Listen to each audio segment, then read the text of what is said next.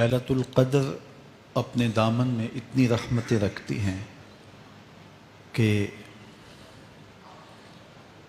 اس امت کے سارے گناہ گاروں کی بخشش کے لیے کافی ہے۔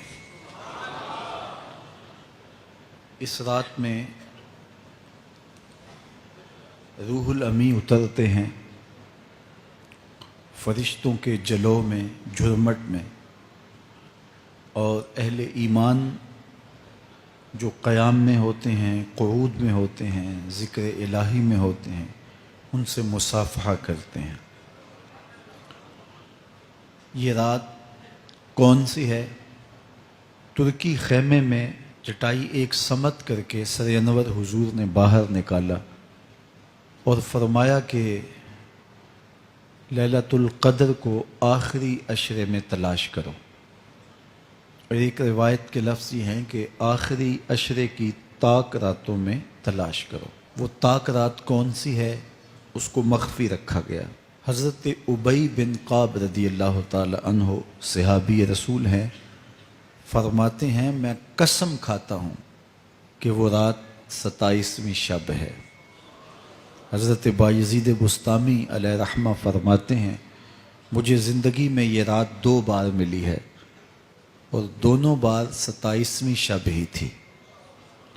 تو ہم اللہ کی بارگاہ میں امید کا دامن پھیلائے ہیں کہ یہی شب ہو اور اس کے دامن سے پھوٹتی ضیائیں ہمارے اندر کے اندھیروں کو ختم کرنے کا ذریعہ بنے۔ یہ راتیں آتی ہیں اور چلی جاتی ہیں، اور ایک وقت آئے گا کہ یہ راتیں آئیں گی اور ہم نہیں ہوں گے۔ کتنے لوگ ایسے ہیں جو پچھلے سال تھے لیکن آج نہیں ہیں، ان سے گزشتہ سالوں میں تھے آج نہیں ہیں۔ تو یہ جو میسر راتیں ہیں ان کے دامن سے پھوٹتی ضیائیں ہمیں اپنے اندر سمو لینی چاہیے کہ ہم دنیا پہ نہ بھی ہوں گے تو یہاں سے جو ہم نے نور لیا ہوگا وہ قبر میں بھی چراغاں کرے۔ باطن کی روشنی، اندر کے اجالے اور روح کا چراغاں اس رات کے دامن سے لیا جا سکتا ہے۔ حضور علیہ السلام رمضان المبارک کے آخری عشرے میں کثرت کے ساتھ عبادت کرتے تھے۔ حضرت سیدہ عائشہ رضی اللہ تعالی عنہا فرماتی ہیں کہ حضور کمر بستہ ہو جاتے اور اپنا تہ بند کس کے باندھ لیتے، خود بھی جاگتے اور اہل خانہ کو بھی بیدار رکھتے۔ یہ ایک رات 1000 مہینے کی عبادتوں سے افضل، بہتر اور بھاری ہے۔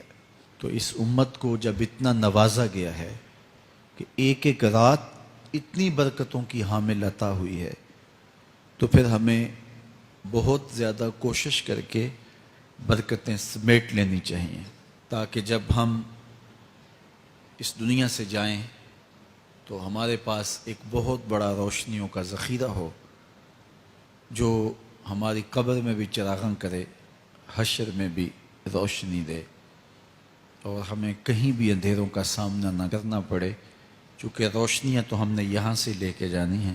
تو میں اللہ کی بارگاہ میں آپ سب کے لیے دعا گو ہوں، آپ میرے لیے دعا گو رہیں کہ اس شب نور کی برکتیں ہمیں نصیب ہوں۔ حضور نے ارشاد فرمایا جس نے لیلۃ القدر میں قیام کیا ایمان اور محاسبہ نفس کے ساتھ، اللہ اس کے پچھلے سارے گناہ معاف فرما دیتا ہے۔